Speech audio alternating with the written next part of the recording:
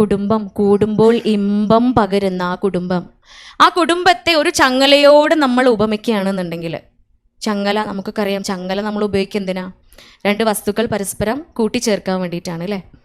അകന്നു പോവാതെ ചേർത്ത് വെക്കാൻ വേണ്ടിയിട്ട് നമ്മൾ ഉപയോഗിക്കുന്ന ഒരു ഉപകരണമാണ് ചങ്ങല. ഈ ചങ്ങല വാങ്ങുമ്പോൾ നമ്മൾ കട്ടിയുള്ള ചങ്ങല വാങ്ങും.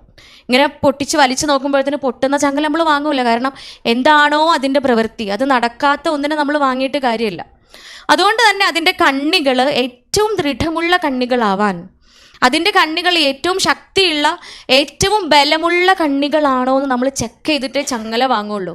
അതിൻ്റെ രണ്ടറ്റങ്ങളിൽ കൂട്ടിക്കെട്ടുന്ന ആ വസ്തുക്കൾ പരസ്പരം പിരിഞ്ഞു പോവാൻ പാടില്ല, പരസ്പരം അകന്നു പോവാൻ പാടില്ല. ആ ചങ്ങലയോടാണ് നാം നമ്മുടെ കുടുംബത്തെ ഉപമിക്കുന്നത് എങ്കിൽ ആ ചങ്ങലയുടെ ആദ്യത്തെ രണ്ട് കണ്ണികൾ നമ്മുടെ ഇണകളാണ്.